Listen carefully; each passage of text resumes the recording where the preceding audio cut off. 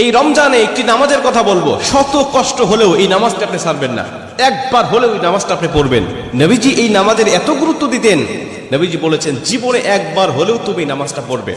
এই হাদিসটি ইবনে মাজাহ শরীফের, তিরমিজি শরীফের এবং আবু দাউদ শরীফের 1297 নম্বর হাদিসের মধ্যে এই হাদিসটা বর্ণনা হয়েছে এই নামাজের কথা।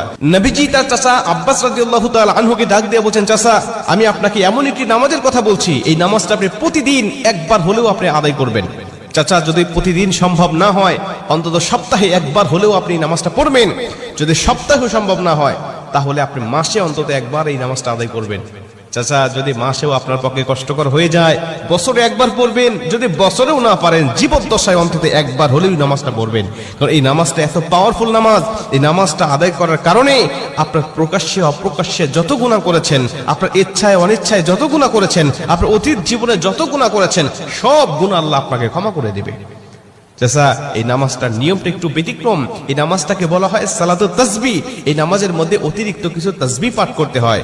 সুবহানাল্লাহ, আলহামদুলিল্লাহ, লা ইলাহা ইল্লাল্লাহ, আল্লাহু আকবার। এই চারটা তাসবিহ একত্রিত করে সুবহানাল্লাহি ওয়াল হামদুলিল্লাহি ওয়া লা ইলাহা ইল্লাল্লাহু আল্লাহু আকবার, এই তাসবিহগুলো, এই বাক্যগুলো এখানে পাঠ করতে হয়। 4 রাকাত বিশিষ্ট এই নামাজ সালাতুত তাসবিহ 4 রাকাত পড়তে হয় এক নিয়তে। 4 রাকাত নামাজে প্রতি রাকাতে 75 বার করে করে মোট 300 বার এই তাসবিহটা পাঠ করতে হয়। সুবহানাল্লাহি ওয়াল হামদুলিল্লাহি ওয়া লা ইলাহা ইল্লাল্লাহু আল্লাহু আকবার, এই তাসবিহটা, এই দোয়াটা 75 বার করে করে প্রতি 4 রাকাতে মোট 300 বার করে আপনি পাঠ করবেন। কি নিয়মে পাঠ করবেন আমি আপনাকে নিয়মটা শেখাচ্ছি। আবু দাউদ শরীফের 1297 নম্বর হাদিসের মধ্যে যে নিয়মটা এসেছে, আমি এই নিয়মটা আপনাকে শেখাচ্ছি।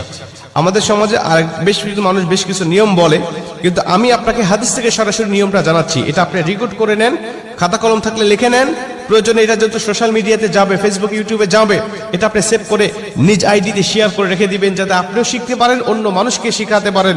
আপনার শেখানোর কারণে কেউ যদি নামাজটা আদায় করতে পারে, ও যে সওয়াবটা অর্জন করবে, সওয়াবের একটা অংশ আল্লাহ আপনার আমলনামায়ও দান করবে।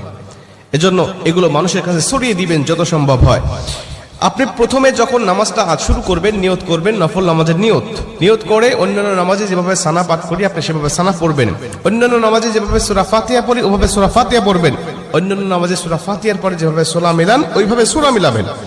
সূরা মিলানোর পরে রুকুতে যাবার আগে দাঁড়ানো অবস্থায় আপনি 15 বার এই তাসবিহটা পাঠ করবেন। সুবহানাল্লাহি ওয়াল হামদুলিল্লাহি ওয়া লা